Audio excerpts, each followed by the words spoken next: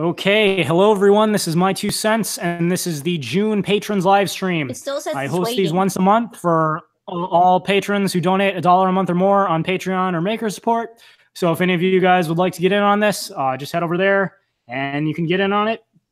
Right now, I've got 3 of my patrons here, so I'm going to give them an opportunity to introduce themselves.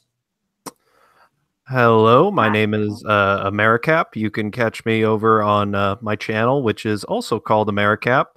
But y'all can call me Cap. I make YouTube videos. They're pretty good. And yeah. Okay, and for everyone's awareness, I will post the links to their YouTube channels when this is over. I'm Mag. Right, I'm Mag. I also make different YouTube. I also make libertarian stuff. I do different political stuff, but every once in a while I do fun stuff with either music videos or just memes. But yeah.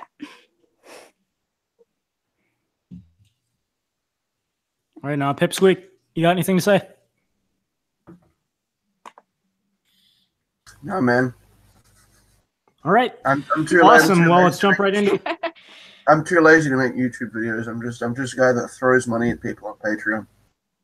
Okay, well, I appreciate very much that all you guys support my work. You guys make it possible, and I do this all for you. So thank you very much. I see in the chat we've got Sal Barisi and Cap Deist, Night Shift. Hello to everyone. And I guess I'll just put it to the patrons first. Is there anything you guys want to talk about? I kind of want to start with we were kind of starting about before when we were talking about different Big Chew and what might happen with it. I think that one might be a good starter to go with. Who was the one talking about that first? Okay. Yeah, we were talking about alt media specifically because of some of the stories about people getting strikes. Familiar at this point with Mr. Dapperton lost his channel. Got 4 different strikes that were all completely ludicrous. They gave it back, thankfully. But there's also, I know there's a channel called Minding Freedom. He got kicked off for allegedly spam too many external links in his description box. And they said videos, YouTube wants you to stay on YouTube. Of course, as I said, no one's ever really accused YouTube of consistency. They're not very clear about why strikes are strikes, especially when it's ridiculous. I think Mr. Dapperton's video about Avengers Infinity War, which was just his theory about what's going to happen in the next one, got strike for harassment or something, and he appealed it and it was denied. So yeah, that's pretty ridiculous. That being said, everyone's looking for what is the best alternative platform to go to. I personally have made my official backup account, my BitChute account. Every video I post to YouTube is automatically backed up there. Of course, Americap had brought up, we were talking before this started, that the question on everyone's minds is, will they succeed or will they go the way of VidMe? And I guess, yeah, and I actually did use VidMe before they went belly up. But the problem with them was that they just weren't making enough money. I guess, Americap, can you explain that again?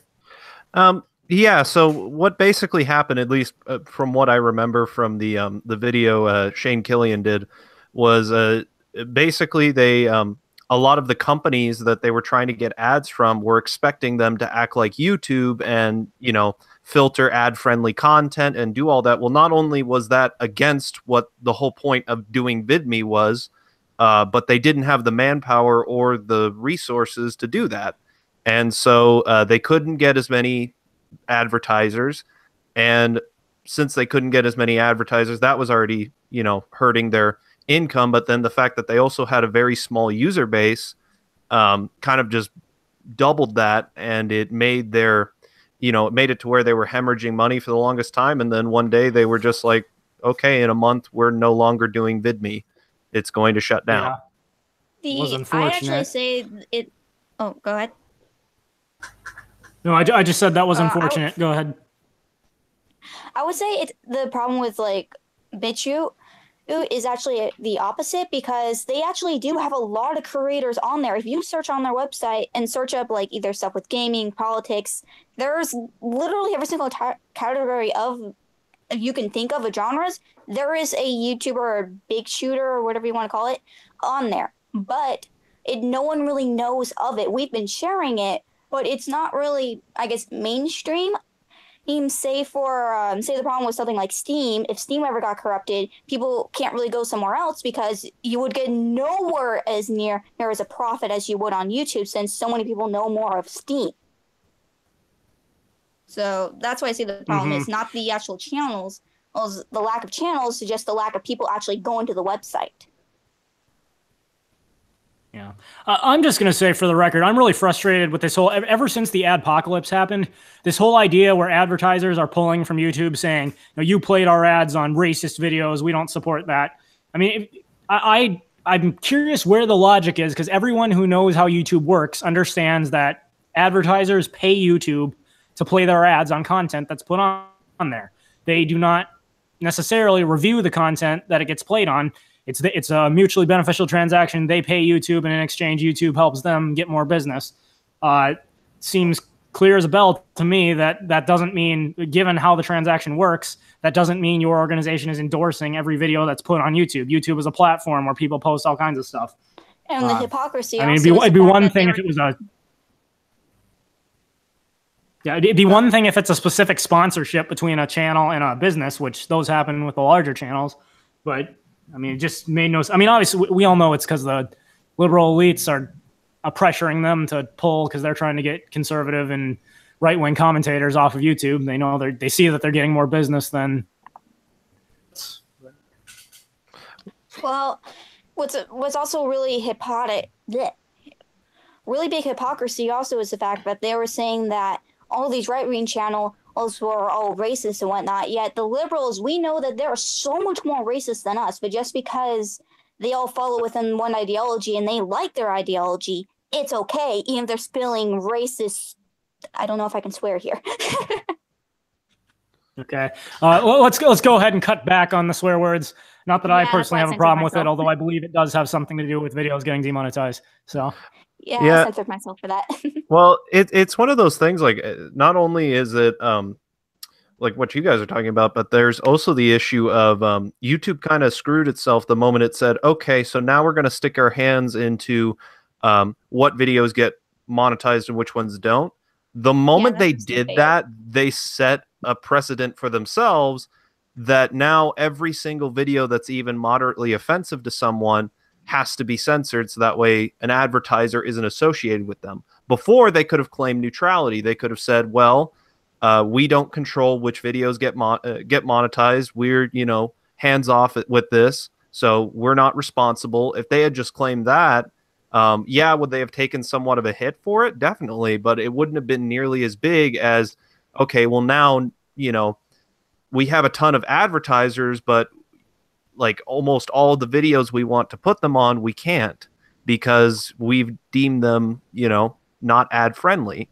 And so it's going to get to the point where YouTube doesn't have the funds to keep up their servers. And I think that's actually my theory as to why they've been targeting, almost apolitical YouTubers as well now, is because they're running out of server space and they need to get rid of channels that aren't bringing in as much money or aren't really cohesive with what they want. And so that's why they're targeting. That's why, Mr. Dapperton's channel was targeted. That's why, there was a gaming channel a while back, and it was literally like a channel meant for children. Like they didn't swear in it. They didn't do any vulgar games in it, nothing like that. And it was just demonetized. And they even used some new form of demonetization that I don't have the time to explain right now, just to take him down. The only problem I have... Oh, go ahead. Go ahead. The only problem I have with that is YouTube is a part of Google.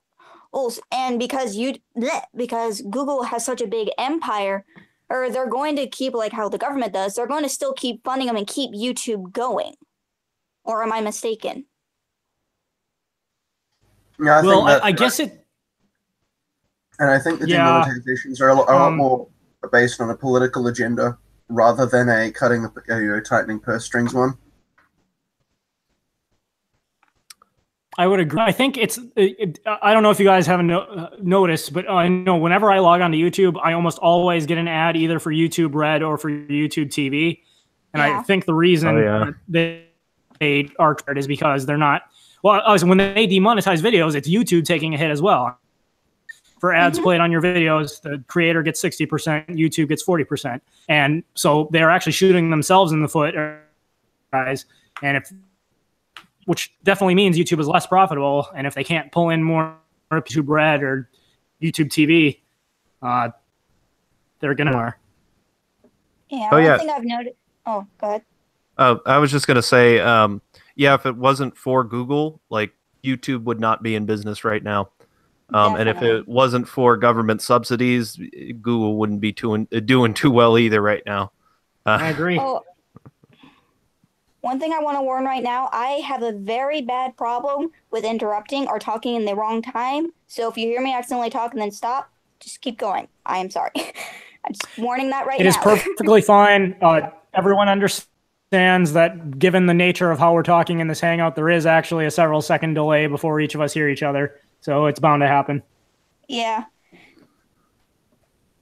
And one thing I've noticed is if you do demonetize a video, it'll actually not before they get the video demonetized, it will get like let's say 100 views an hour.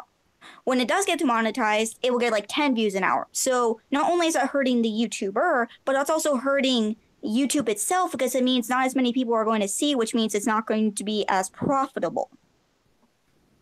True. And personally, one thing I've noticed, just about all of my videos, like when they fully uploaded, I'm ready to hit publish. I see I've got the monetization setting on. I hit publish. I go to videos, and it like 2 seconds later, instantly turns from green to orange. It's demonetized, and then it either stays demonetized or like 10 minutes later, it'll turn monetized. But pretty much without fail, every video I upload gets demonetized instantly. So that's why you have Patreon. Yes. And that's why I'm so grateful for all you guys for supporting my work, because if it were solely ad revenue, I would not be making much. Oh, kind of speaking of that, I kind of wanted to mention something. I already talked to you about 2 cents with this. If minors aren't allowed to have a Patreon, and since I am a minor, I can't support on Patreon. But what you can do is you can support on the Super Chat. You just got to do 30% extra, which is kind of annoying because I don't want to support YouTube, but I really want to support you. So that's what I'm doing. Until I'm 18. Yep, I'm grateful for that. She has been sending Super Chats for the last few, so I've allowed her to get her Patreon rewards by doing that. Yay.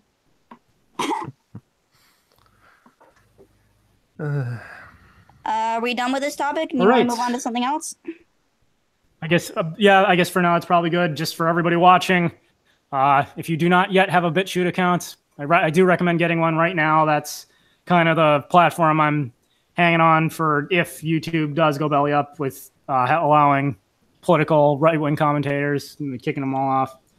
So one thing I kind of recommend to either you, or I think I told this to you earlier, that I think one of us should do like a YouTube,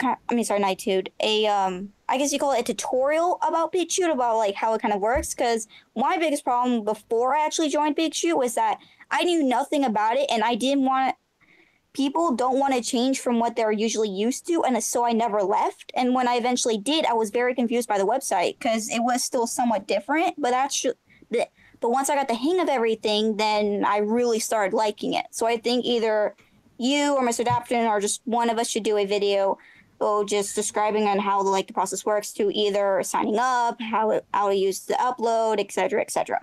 Because I think that'll be very helpful for people that don't like change or just don't know how the system works. Because that was my problem before I joined. Definitely. I actually know, if you're familiar with Dave Cullen and the channel Computing Forever, I know he actually had the CEO of BitChute on his channel, and they did a live stream and talked about it. So for anyone watching, if you're interested in that, go ahead and open up another tab. In the search bar, it should be Dave Cullen, Computing Forever, BitChute, and that probably will be the first thing that comes up.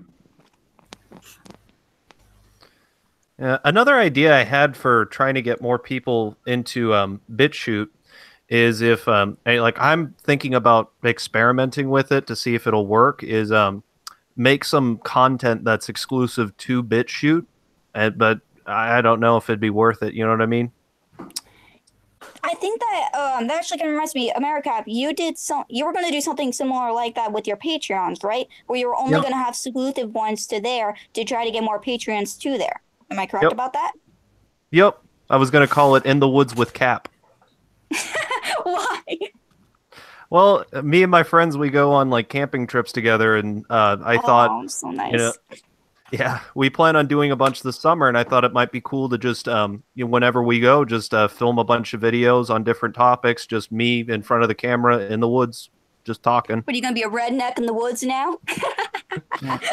Just out of curiosity, watch Phil Robertson's show on CRTV. Oh yeah, I watch his show. I love it. Okay, because I was curious after hearing that. But yeah, I'll just say it, everybody. I absolutely love Duck Dynasty. One of the greatest shows ever put on television. I see in the chat box people are debating the Jewish question. Let me just say I prefer to stay away from that topic. Reason being, regardless of what side of that debate you are on, I have generally found there's not much productive discussion to be had. If you're an anti-Semite, you're not going to believe anything that's even remotely pro-Jewish. If you are a Zionist, you're not going to believe anything that's even remotely anti-Jewish. So, so long as if everybody's welcome to their opinion, but I prefer not to have that discussion. Oh, hold on. Night Shift says Duck Dynasty seconds him. All right, well, you are entitled to your opinion as well, Night Shift. I don't know. Hold on a second, that's my dad. Okay, no problem. All right, I am quick going to bring up. I will probably post the link to this in the description box afterwards. I don't know if you guys follow Tree of Logic at all. I tweeted this out. She recently did another video about Candace Owens. I'll be perfectly honest, I do not like to get involved in disputes between other YouTubers, but for this one, I'm going to make it an exception just because Candace Owens is so utterly popular right now. But Tree of Logic basically has put out some very disturbing stuff about how she's documented that Candace Owens, well, we already knew she lied about social autopsy. It appears very much that she only became a conservative out of the opportunity was good for her since she wasn't building a presence on the left. She was more than willing to work with Alex Jones when she wasn't very big. Now, all of a sudden, she's better than Alex Jones. She only deals with Ben Shapiro and other Dennis Prager and those folks. And I guess, I am open to the possibility that people do indeed change their views. But usually when people change their political views, they can explain in detail what it... Sorry. Okay, no problem. When people do change their political views, they can usually explain in detail what it was that, caused them to see the light. I've not really seen that from her, and as a result, I'm a little disturbed at how the mainstream right-wing outlets are pushing her as the voice of right-wing politics. I'm a little concerned about that. So, I mean, if y'all have any thoughts on that, fine. But that's something I would encourage all of y'all, if you haven't taken a look at those, by all means, please do share them on Twitter or wherever else. I'll certainly have to take a look at it, but that kind of reminds me, I had a really, really good history teacher, and he told me about Aaron Burr. And Aaron Burr had a very, very particular personality trait in that, he was a sociopath, but he basically was willing to change sides in anything just to get into power. Like the reason why he was called out by Alexander Hamilton, which inevitably cost him his life, or Hamilton's, is because he went from being an anti-federalist to all of a sudden being a federalist because there was more of an opportunity of him winning. And so, Hamilton saw that, and he said, no, he doesn't have any opinion. He just wants power. And there are very, very few people out there who have that ability to do that. And it's very possible from what you're describing that Candace Owens does have that trait. There was actually a local election that had a similar type of candidate who had been a Democrat almost his entire life and even donated to like Democratic organizations, and then all of a sudden decided he was going to run as a Republican. And my teacher ran a campaign trying to expose him, and they were successful. Okay. Yeah, and the thing is, go ahead, Meg. Oh, God. As okay, I was going to say the things that particularly disturb me is that so Tree of Logic is a former police officer. She's done extensive research, and what she found is Candace Owens was, like, for example, she wanted to be an actress at some point, it seems. On her website or her actress page, which there's a screenshot of it on one of those old web traffic, she did not identify as African. She identified as Caribbean. So while she was in high school, she sued her school because she felt unsafe as a black person in a school. The school basically paid her father a settlement, and the article about that is a matter of public record. You can look it up. She was involved in, of course, the social autopsy, which basically would have broken the internet. When she was called out on that, she claimed that was the thing that made her a conservative. She realized she was wrong about that, and then she totally took the red pill and became a conservative. The thing is, she also said she will never apologize for social autopsy because her heart was in the right place. She was against bullying. Then when she went on Alex Jones, she claimed, social autopsy was never functional. It was just a splash page. In other words, a website with no content. Well, other YouTubers like Suit Yourself, Dave Cullen, Tree of Logic found back doors into the website. They found out that was not true. It contained something like 90,000 doxes, and it was going to go live once it reached 100,000. The whole time everyone who's calling her out, she just calls them bottom feeders. They don't know what they're talking about. They're jealous. And incidentally, it's very easy to dismiss any legitimate criticism just by claiming that the people who are criticizing you are jealous. But what I find most disturbing of all is the fact that Prager University recently put out a video where Candace Owens called "Don't Play the Black Card" or something of that nature, where Candace Owens talks about how she was raised by her grandparents who were themselves mistreated. And, they always taught her, don't play the black card. You've got to stand up for what you believe in and who you are. And they made her read the Bible and all these things. Well, as I said, it's a matter of public record. I don't know about what she's saying about being raised by her grandparents. Apparently, she grew up in a fairly wealthy community in Connecticut where her father sued her high school for her because she felt unsafe as a black person because her ex-boyfriend or something said something to her. But just basically the narrative that Tree of Logic uncovered is completely contrary to what she claims was her, how she grew up. And that if she's willing to just tell outright lies like that, it may be the case that what she's saying is true, but that's not someone I think we should be supporting or getting involved with. I will say, and this is the only really kind of subject I have for her, she's done those things, but if she's going to, I don't mind someone who's opportunist. I can't say the word of the life of me. I don't mind if she's opportunist as long as, if she's still going to keep going down this route. There's lots of different people throughout history who are one side, say with the war during, I think it was World War I or II, or if you're World War I, if you lost, your soldier would be captured and you would be forced to fight against another war. And those kind of soldiers, whereas the Soviet Union, would love them because they don't mind being opportunists because they'll jump from one person to another. They're just trying to survive. I don't mind that she's just trying to get into big cultures nowadays, since we're the type of culture that the most media doesn't like, which is kind of why we're kind of the punk rock. So I don't mind that she's kind of being an opportunist, but I do mind if you're lying to us and you're trying to get people to like you, but yet your entire platform is just based on lies. I am not appreciative of that. That's the only really say I certainly don't either. And for the record, she has said a lot of true things that I think are good, people should hear. But if she doesn't really believe it, if she's just jumped on the mainstream conservative train because it's getting her riches and fame, I mean, what happens if a year from now, George Soros, or I'm not going to use him, he's a big boogeyman, just CNN or somebody approaches her and says, hey, you like being famous? We'll give you 10 times what you're currently getting paid to come spew our liberal stuff. And if she's just going to jump at that, which is what an opportunist would do, well, then all the people who are supposedly red pilled by her, what are they going to think?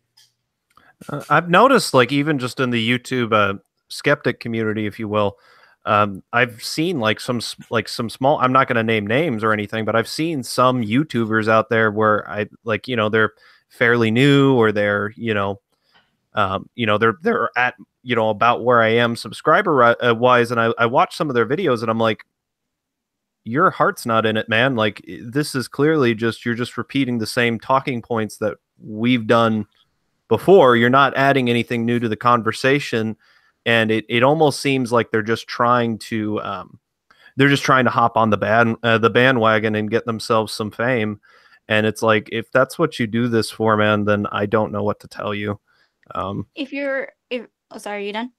I was just gonna say, you know, if fame is your only goal at the end of the day, like, then this is just not for you, because it's a lot of grinding and it's a lot of struggle before you even get to where. So you gotta enjoy what you're doing right now. And unfortunately, I think a lot of people just think that this stuff's easy, and it's not. Well, they think it happens overnight. They think they're gonna load one video and the next morning they'll be PewDiePie or something. Yep. No, but the thing I could say to that is the fact that, kind of like with celebrities, a lot of people look up to celebrities and they really want to be them, and they go into this profession, think they can, and then they realize it's super hard and they get really depressed and sad. And if they really worked for it, they really could do it. But also, one thing I've noticed is that a lot of people, like, even with big channels, small channels, if you're just saying the same thing over and over again, you're not going to get views. If someone's seen a particular topic about the third time just by a different person, unless they're adding a new thing to it, they're not even going to click on the video or not stay in for 5 seconds. So you're not going to get fame. Go. That's my take on that. No, of course. And that also goes for just you a and your other side guys. note, but some of y'all might find this funny. Who here? I mean, I think based on the content I put in my videos, y'all can probably figure out I'm a big fan of South Park. Anybody else watch South Park? Yeah. Oh yeah. Okay, because I can't help but think of I think where PewDiePie is actually on South Park, and they're at the lunchroom at PewDiePie, and Cartman's like, wait, some guy plays video games and makes money doing it, and then like a second later, Cartman starts his own channel called Cartman Bra. Cartman Bra. He's like, well, the only thing is, instead of commenting on playing video games and commenting on it, he comments on people commenting on video games. So he's like filming Kyle and Stan talking about Call of Duty, and then he's laughing at them. And good episode. I remember that one. You know, one thing I will always love about South Park is the fact that they'll take so many different topics, whether they're either really taboo or just one's kind not many people know about it, make it funny, but also bring some truth to it, so you still are entertained, but you either learn something or get pointed out by something. I like them. Well, it was funny. They recently got like an award, and it was like from some leftist award organization, something like that. I forgot what it was called, but it was like, you know, a big time, you know, SJW award, and the creators of South Park get it, and they run up to the podium and they look at the crowd and they just go, we're Republicans. And they just, everyone laughed so hard thinking they were joking, and they go, no, seriously, we are Republicans. We are registered Republicans. And they just, the level of shock. Yeah, I heard about that. That would have been friggin' hilarious. Oh yeah, it was. And you know, the truth is, especially if after they've done episodes like that you know, the immigration one, they took our jobs. It's like, oh, they left. It's like, no, they just take the piss out of both sides. Yeah, like they spare no one. Like anything in the news, and they make their videos like a week before the episodes, a week before they come out, so it's always current. And just like no matter what it was, no one is spared. Everyone gets made fun of, and that's why I think so many, even people from different political persuasions, can laugh at it. One thing I do, one thing I kind of fear, if they do kind of like, after they said that, you guys can correct me if I'm wrong about this. I live under a rock, so I don't really know anything. But I know from my own personal experience, when I never told anyone what political view I was, there's a lot of people who liked me. I had tons of friends. I wouldn't consider myself popular, but I had a good decent amount of friends, and everyone in the school at least knew me. Once I finally told what view I had, everyone hated me. Everyone hated my living guts and wanted to threaten me so much, and I was a little small girl. So I threaten people are going to stop either watching your show or just you're going to try to get thrown under the cover by the media. Yeah. Well, you live in California, correct? Yes, unfortunately. Yeah. So, unfortunate side effect of living in one of the most probably the most liberal state in the union. Yeah, it sucks here. Well, not where. Well, you live in more of a conservative area of California, right, ANCAP? I mean, America. Yeah, I live up with the hicks and the cows in the Central Valley. Valley. Of you. The only thing I'm not jealous is I can't stand not being near an ocean, which is going to suck because when I go to Arizona, which is where I'm planning to leave, there is literally a desert. Okay, so question for you, AmeriCap, then. I haven't heard anything recently about the whole California cessationist movement or whatever. The conservative parts of California are trying to bring the status of that. Oh, yeah, I heard about that. I haven't looked into it for a while, but from what I understand, the last I checked, it was one of the most plausible chances at it happening since, well, really ever, mainly because they found constitutional grounds to do it on because they were going to claim that California isn't providing a Republican form of government, which they're not. At this point, our legal system is so fucked. Oh, sorry. It's so messed up that basically the only way to fix it, because we have so many contradictory laws, because we have things that according to our state constitution are unconstitutional, but then we have these propositions that are voted in every friggin' election year, and they contradict each other. And so police officers don't even rely on the law codes anymore. They go and they have to look up jury instructions or court instructions on how to deal with people with these laws, because our penal code is so contradictory that we can't rely on it. So isn't that why they have different counties? They have different counties which have a little bit of different laws. Isn't that what they would follow that book then? They would follow the laws that they have within their county. Am I correct, or am I not? Well, there's certain counties that do have slightly different laws, but the bigger issue is that, like, for instance, according to federal and I think even state law, like, marijuana is still illegal, but because of the proposition that was passed, it's legal. So now you have two different contradictory laws on the books, and so police officers, it's kind of a hit or a miss as to whether or not they'll arrest you for it. So they actually have to look up jury instructions, because that is the only thing that's really reliable. The only way we could fix our penal code at this point is if we were to basically throw it all the way and rewrite our constitution, because it's so messed up.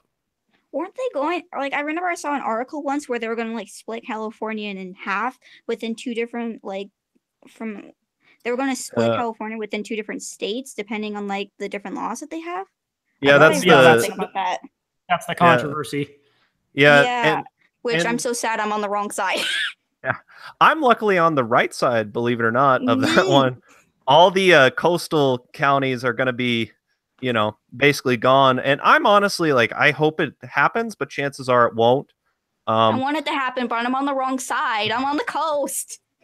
Honestly, I think it'll be pretty nice. I think you're going to see a lot of the businesses from Silicon Valley head over to, I think they're going to call it New California or something like that. Yeah, I don't remember. I heard they were going to call it that, but I kind of hope they call it a different name. Yeah, me too. But they're going to you're going to have, all these businesses in Silicon Valley who are facing high taxes and overregulation and then we're talking, maybe 10, 20 miles just down the road, there's New California with lower taxes and lower regulation. I mean, where do you think all those businesses are going to flock? So you're going to see. And that's actually. Oh, go ahead. Okay, just quick. I was going to say the main issue is, California's figuring out you can only tax people so much before they get out of there. Like all these businesses, all this talk, the 1% need to pay more, the 1% need to pay more. Well, if I'm not mistaken, the 1% in California pay something like 55% of, or I forget what the exact income is, but it's a real. Oh, sorry. Yeah, they pay an outrageously high income tax rate, and when it comes to the state's total revenue, it's the vast majority is coming from the top 1%.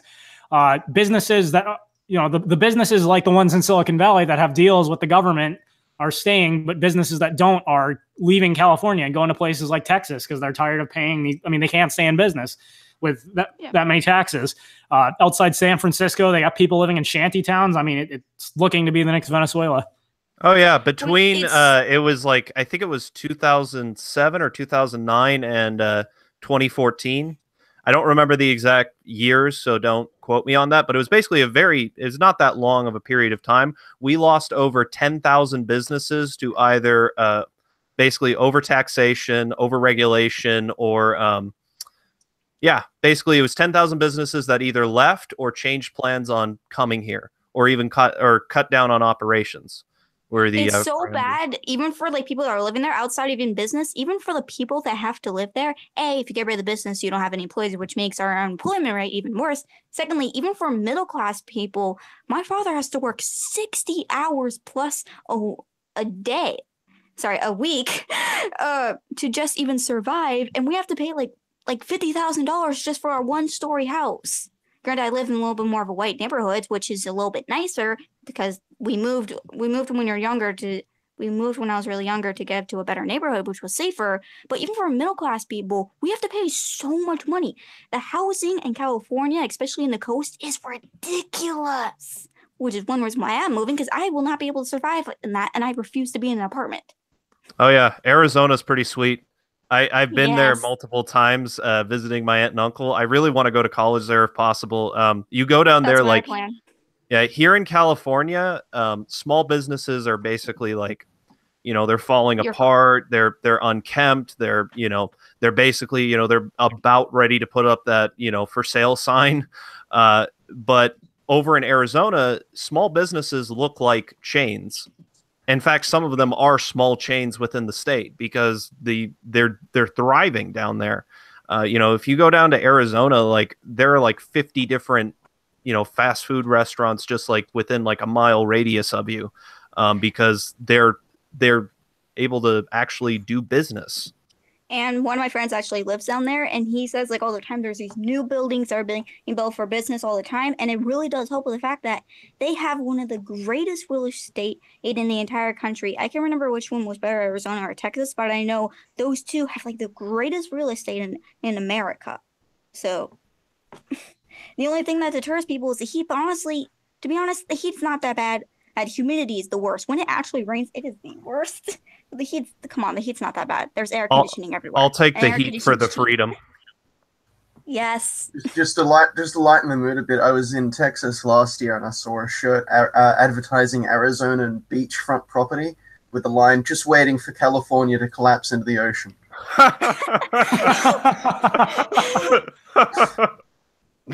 I can't wait either. Well, if I'm not mistaken, that's the plot to Superman with Christopher Reeve. So. Oh yeah. Well, also 2012. Oh yes, there was that. Actually, also with Arizona, people just think it's all dry desert. It's really not. If you go up to the north, there's actually trees and there's a huge water fountain there. If you go to the west, yes, it's all dry mountains. If you go to the south part, it's dry, but there's giant cactus trees and it doesn't feel like a desert. So there's literally every single kind. And if you miss water, there's man-made ones. It's like when I went to Texas, it's this just feels like home. Because I come from Australia and Texas has a very similar climate to where I live, and it's this just feels like home. I could move and live here and not complain about the weather. The only thing I would say for not Texas is just I'm scared of the hurricanes. Okay. Anyway, are we going to keep talking about this one? Okay, well, I think that's probably... We've certainly said our piece on California, and Night Shift 10,000 just commented, "Sink California." So, I'm with you. We'll probably set our piece on that. Do you mind if I continue the one with the European ones that I was talking about earlier, or do we not have time for that? Because we're hitting the 40-minute mark right now. But by all means, please do. You can screen share something if you'd like to. Otherwise, just let us know. Okay. Yeah. Let's see if I could do this correctly. Well, basically, European populations are really in decline right now, and they're estimating within 2017, 2015, there's going to be a massive decline of people within Europe. And I have my own theories on it, and you had yours that you were talking about earlier. Or like the biggest problem I'm seeing is with the immigration problems that they're having, their economics with they're hugely taxing people and they can't really afford for anything. And people, because of the leftist thinking, they don't want children. You guys can continue, and I'm going to try something. Okay. Well, yes, basically the issue of... Okay, go ahead, Pipsqueak. With this, I think it's an issue of intelligent people don't breed well in captivity. I mean, and you can compare, and especially with the economic situation we have now, you know, and you can look at the trend as people get more wealthy, they get they tend to have fewer children, and also the more they're effectively enslaved by the state, they have fewer children because you're looking at this huge tax burden and this massive regulatory burden, and most people just basically go, well, screw this, I'm not going to have kids because why bother? If I can't improve my own situation, what the hell am I going to do when I have kids? Yeah, but then you're going to end up... And it's a serious problem because we're essentially so wealthy now that we don't need to have kids in order to support the family. Because you look at and it's like someone points out, well, you look at medieval times, the serfs were basically slaves to the lord. Well, they had to have kids because they needed those extra hands around the farm to survive. That's not a necessity anymore. So people just aren't having kids. Which you kind of brought that up. And I think the studies they've done show that still the more centralized in like large cities people become, the fewer children they have. People are having the most children still in rural areas where it still makes sense to have more farm hands. I would argue also a huge factor, I think, really, I mean, certainly this it's difficult to address because there's not one isolated factor that's causing the population to go down. But I would argue that probably the left's efforts to destroy the family as an institution, I would argue is probably the major factor. I know the Family Research Council and other institutions have done the research and found societies that value the family, and they rely on the family, not on the state. They're the ones that the population levels stay constant. When the family is broken down, as Marxism explicitly says they want to do, people tend to have fewer children. Well, that's the thing that I said with Go ahead, Mike. You can definitely see that within like Japan, because Japan, since they work really hard and they'll spend a lot of time with family, they really don't want kids. And look what's happening to them. They have a massive population problem. You can go ahead. Well, yeah, that just ties back to what I said. People just don't breed well in captivity, and it's the incentives that the state essentially creates to not have kids. I mean, you look at the thing with family court and what damage that has done by almost exclusively favoring one sex over the other. All the men go, well, why have kids when someone can just divorce me and take all of my shit? Why should I bother? Excuse me. Yeah, exactly. And then all of these other things like welfare essentially replacing fathers. And all of these it allows women to effectively marry the state. Yeah, exactly. I mean, I don't think it's a case of culture has to favor the family unit, because I think that comes naturally, given a free system. That's the optimal unit of people. People come together, create family units. That's naturally optimal because it has the most advantages in a free system. But when the state steps in and creates all of these perverse incentives, that's when you start really having problems. Well, it's funny you mentioned that. I mean, it was I was actually learning in history, believe it or not, contrary to what you would think, the black family actually stayed together pretty well throughout slavery, and they also stayed together pretty well. Like, single parent households weren't actually a commonplace amongst black communities, even in the South, where there was a lot of segregation and a lot of racism and discrimination and stuff like that. This actually wasn't that big of a problem. Black communities actually really valued the family and valued education and valued careers. What actually, and they always joke, historians always joke, the black family survived, slavery, discrimination, lynchings, but they couldn't survive the war on poverty, because if you look, the percentage of black children living in single parent households didn't start to spike until after the war on poverty started, and it continued to climb. And it's really sad, but a lot of people don't realize it. One thing I could definitely say is that maybe the reason why for that is because when people go through with hard times, they either separate or come together. Or so maybe the reason why a lot of these black families were coming together or were staying together is because you stay next to the ones you can rely on when the world is against you. Well, if you ask if you were to have asked a slave back then what they would have preferred, they would have told you that their dream was to be on a big plantation, and the reason why was because there was less chance of them having to interact with their master, and so they were able to. So they were able to be left alone. It still wasn't great, but they would prefer that over living where a lot of slaves ended up being stuck with, which is it was actually quite common in the South for for a family to just own a small family of slaves. And these were usually, poor slave owners. And they would, of course, have to deal with their masters incredibly often. We're talking, beatings, common, other unmentionable things happening to them, common. And there was less chance of their family getting separated if they were on larger plantations. And even though they're on larger plantations, they're still being owned by someone, just like how you want to take care of your pet. You want to make sure you still give them a house. You want to make sure you still give them food and water. There's a thing about that. A lot of people don't realize just how many ties slavery has to Marxism. If you actually look how, I did a video on it, George Fitzhugh, and I've been trying to spread the word on this guy as much as possible. He was a slave apologist, and he used Marxism as an excuse for slavery.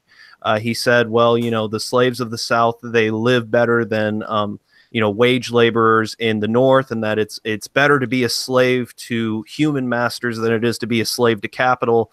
Even it was so much so that I think I read an article that said, basically Fitzhugh's data was used by Marx to write Das Kapital.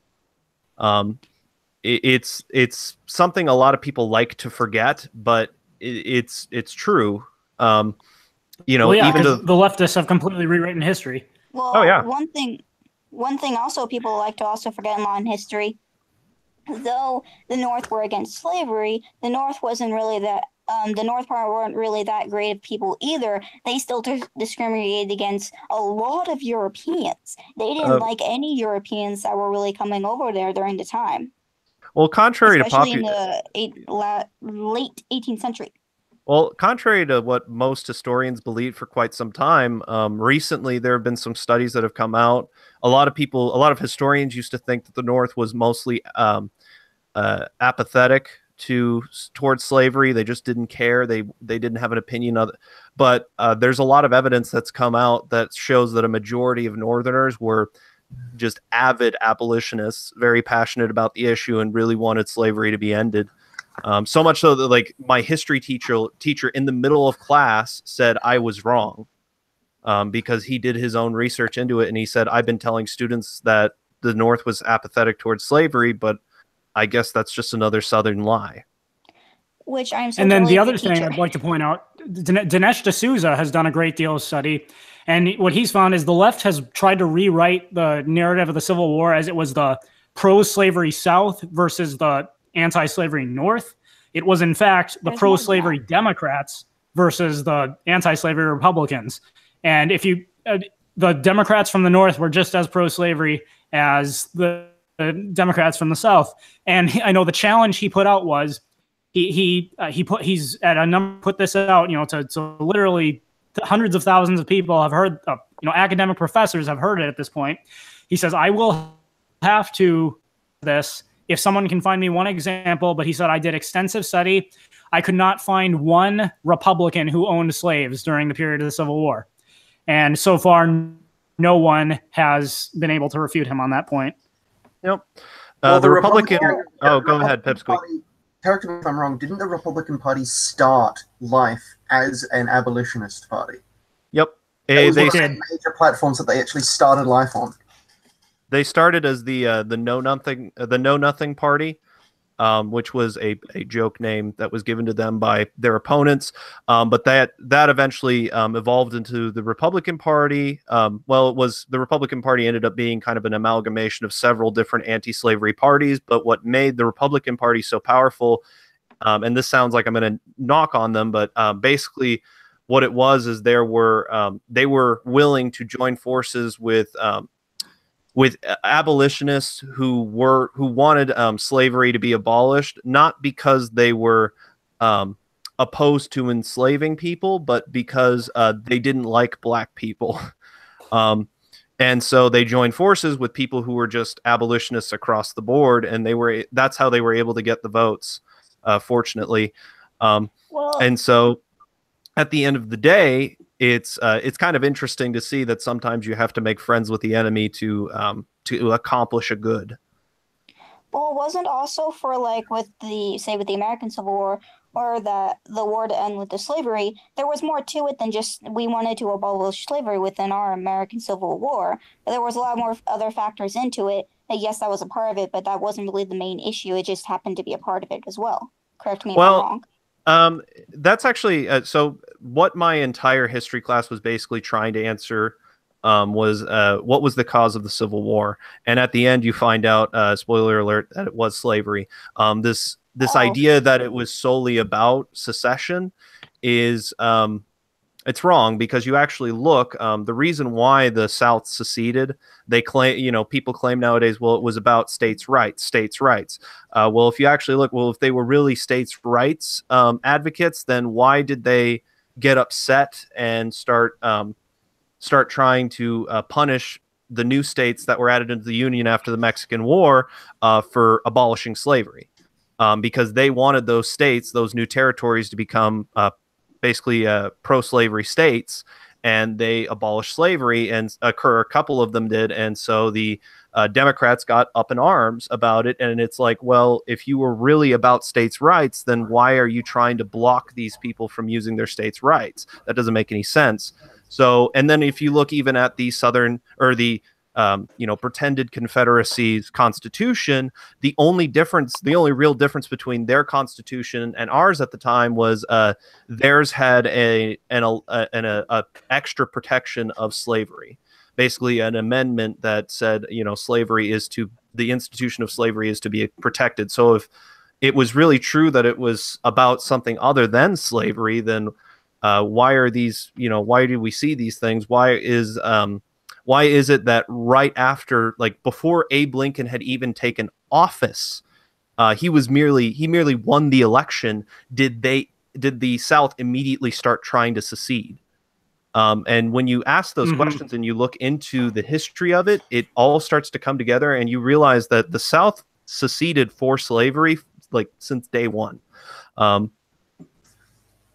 it's no coincidence then that after they lost the war, it's only very shortly after that Nathan Bedford Forrest, a Democrat, founds the KKK as the militant arm of the Democratic Party to basically scare all the blacks into submission, since they're not technically slaves anymore, but they wanted to maintain the status quo. Oh, and I say pretended Confederacy because they were basically a terrorist organization. The Confederacy never existed, according to official records. Nobody ever recognized it. No nation, the United States never did. And that's why Abe Lincoln never referred to it as anything other than the pretended Confederacy, or the pretended areas in rebellion, or something like that. Because there was no such thing as the Confederacy. It never really existed. It was just areas in rebellion. Hey, hey guys. I don't mean to cut Yes. this kind of short, but we're at 54 minutes. You like to only do it with an hour, so the last few minutes we should probably ask if anyone on the stream has a question, or that's what you usually do. I'm just fair noticing enough. the time. I don't cut it off definitely at 1 hour, but I try to keep it from going too long. But yeah, I guess if anyone in the chat box if there's something you'd like us to discuss, feel free to post it now. I didn't mean to stop. I didn't mean to stop the conversation. I just wanted to point out the time. No, it's a fair point. And you look like you're about ending it anyway.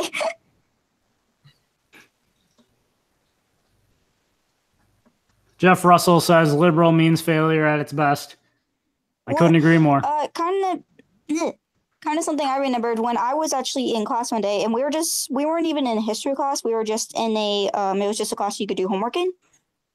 And one of the people the students asked, wasn't the Democrats the one that was advocating for slavery? And the teacher said, yes, but it's been switched that it's now the Republicans that are against blacks, which I wanted to call them out so bad.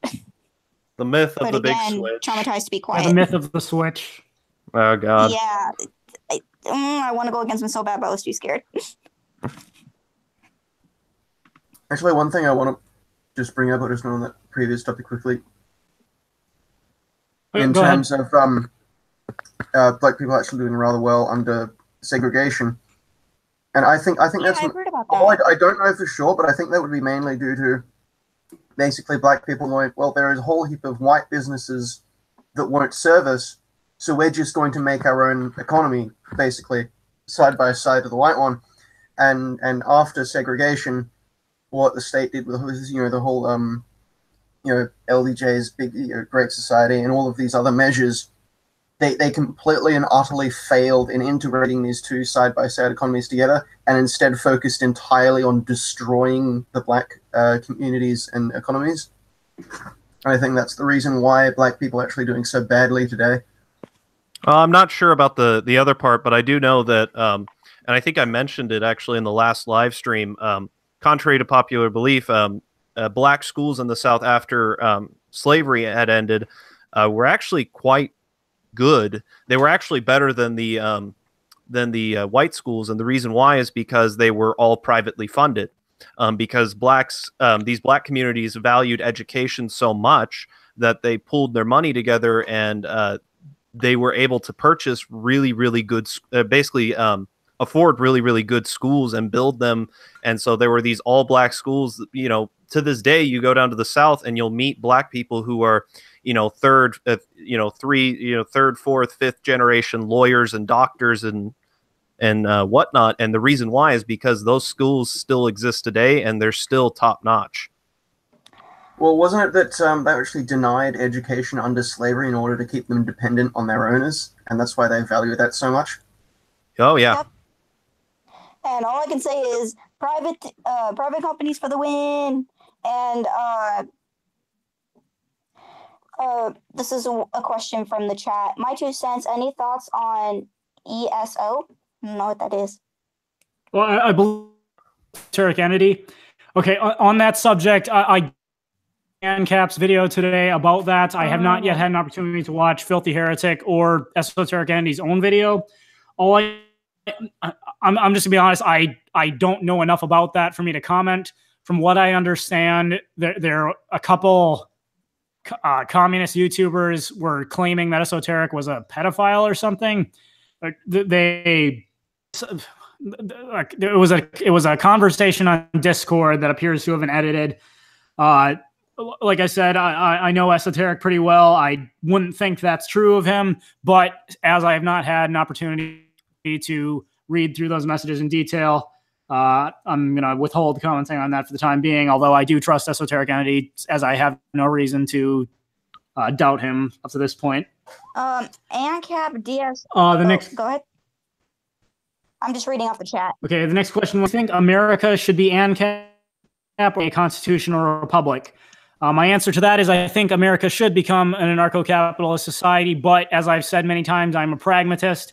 I think make that switch overnight is unrealistic. We have to go through a process by which I would argue a combination of voting to make the state smaller and practicing agorism would gradually bring us to becoming an anarcho-capitalist society.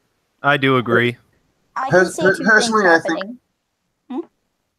Go ahead.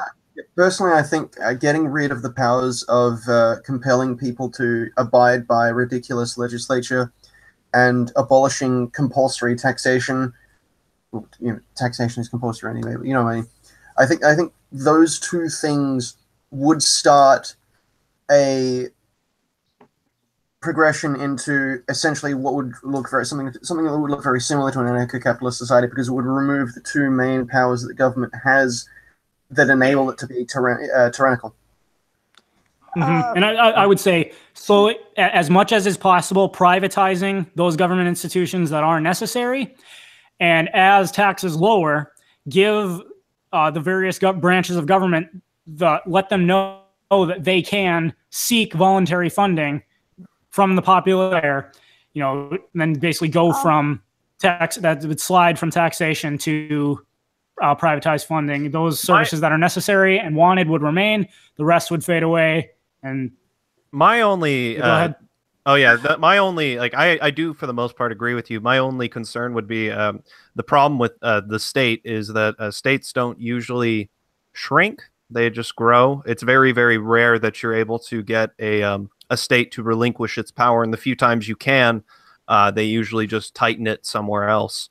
And true, the state isn't, which is why that's why I would focus on getting rid of the powers of monopolization over various things and taxation, because if you get rid of those two, those are the two largest tools that the state has to expand its own power. The biggest thing I could say is the fact that the state doesn't want to get rid of monopoly, so unfortunately I don't see it happening going very slowly. I would want it to, but I could see either two things happening. One, if it went slowly, it would probably be more peaceful, but I don't see that happening since the state doesn't want to get rid of its monopolies and want to get rid of its power. It will always keep fighting back and will try to deter the population to go to somewhere else and off of it. But if we did go to like a big revolution, it will really, really then divide us, and it will have, the faster it goes, the more violence that's going to be happening. But if it goes slower, I don't see it also being a possibility either, so I don't really have a say for that one. Well, as far as I personally am I'm definitely more of an agorist. I wouldn't say 100% because I need to read more into it before I would say, but as far as what I've heard, that is what I am, unless I hear different. And yes, agorism basically focuses on things like trading in cryptocurrencies where the state can't tax those transactions, and basically bringing it to a point where the state becomes irrelevant because it can no longer enforce its own laws.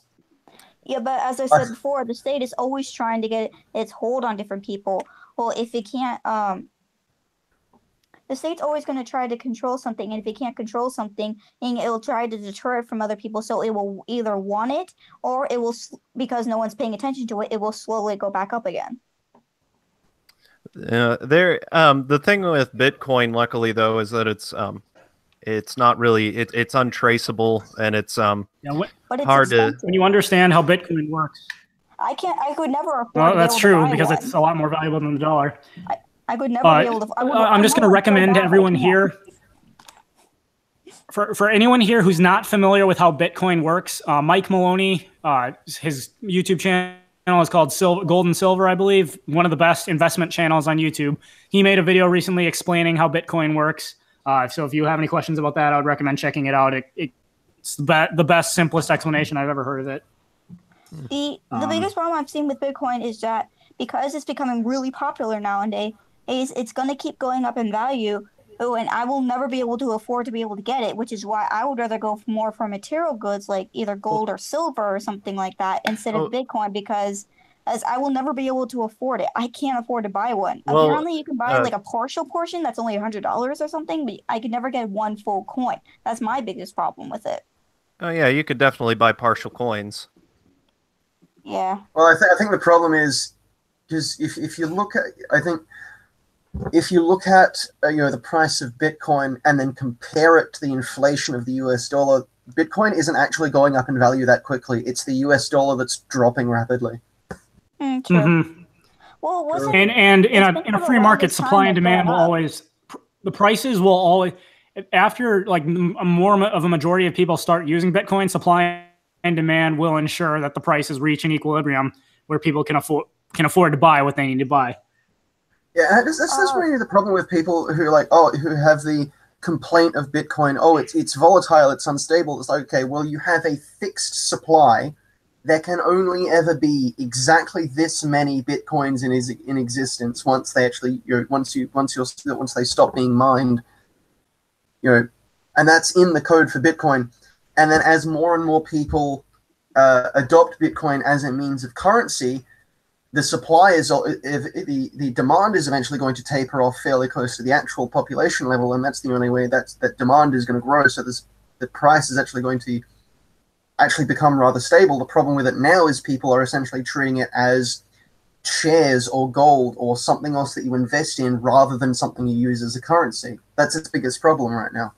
Yeah, once it gets a bigger user base, a lot of the problems, the current complaints I think I've heard, will probably go away. Things like the two biggest are one, the instability of price, but then there's also the the lack of a user base. So you can't exactly go down to 7-Eleven and buy a pack of gum for a Bitcoin. Well, it would be an expensive pack of gum for 1 Bitcoin, but. But my point is, it's not common currency, and so that's one of the big deterrents. But once you get to a point where it is common and where it has a big user base, and you will see that those two problems go away with just that one thing, because the price will stabilize as it has a larger user base, and the places that accept it will become more common because there'll be more people wanting to spend their Bitcoin. Wasn't one of the bigger problems also with this the fact that I think I heard like either you or someone else talk about how America doesn't want Bitcoin because it stops because the US dollar is founded within oil that's trading with different countries, exporting different countries. But if we get rid of that, we can't do that anymore, and we'll lose our oil trade and our power over different countries. That's ridiculous. What? I heard something like that. If we don't trade in the US dollar, we won't be able to buy oil. Oh, I think she's talking about with the gold-backed currency when it was gold-backed. Okay, yeah. This is. I'm going to chime in here quick because we're starting to go over time. What you're referring to is the controversy regarding the Petronese yuan. Ever since 1973, when Secretary of State Henry Kissinger made a deal with the King of Saudi Arabia that Nixon pulled us off the gold standard formally. We'd already been off the gold standard for a while, but Nixon permanently cut any ties. Kissinger made a deal with the King of Saudi Arabia that Saudi Arabia would only accept US dollars for oil and that they would encourage other OPEC nations to do the same. And ever since 1973, every country in the world uses the US dollar as its reserve currency, specifically for the fact that it's the only currency that oil can be redeemed in. Now, recently, as of March of 2018, the Chinese have changed Shanghai. They started trading oil in the yuan, which is backed by gold. And the big controversy was, will they dollar if every other country decides to start using the yuan as their reserve currency, starts selling off their dollars, with all those dollars come flooding back into the United States, basically a hyperinflation that they won't be able to stop will occur. But I'm going to cut us off there. It's been an hour, so we can have that perhaps next live stream. We can talk about that some more. I'll give you guys each a chance to give yourselves a shout out. Are we going to go in alphabetical order again? Americap, you're up. All right. So you guys can find my channel. It's Americap. I think I'm the only Americap out there on YouTube. So just type in Americap and you'll find me. You can also find me on Twitter at the real Americap. And yeah, that's about it. I got a new video coming out soon, and hopefully some live streams with my new live stream host. And yeah. All right, Mag. I have a. My name is Mag. It's just MAGE, all capitals, no spaces. is I have a small channel as well that just talks about different political stuff and fun stuff at the same time. Whenever you guys see stuff on my channel, it'll always be new. I don't like doing stuff that just about 10 other people have always done the same thing. So you always see either something new or I add something to it. And you guys will probably see in the link description after this video. So hope to see you guys there. And I'm also on Twitter, which is why is name eluding me for a second. All right. Oh, it's just MIG. Okay. Hey. All right. You wanted to say? Yeah, I'm at Captain_Pipsqueak on Twitter, and the Collapsitarians are right. All right. Well, thank you everybody for coming out. Reminder to everyone watching: if you'd like to get in on these patron live streams, it's open to all patrons at any tier. So just $1 a month on support, or if like Mag, you'd like to donate using super chats, you're welcome to do that as well. In any case, thank you so much for all your support. I recently passed 4,000 subs, so I'm grateful for you guys for helping me. And I understand not everyone is in a position to be able to support monetarily. Then please like, share, subscribe, and that is my 2 cents. So take it for what it's worth.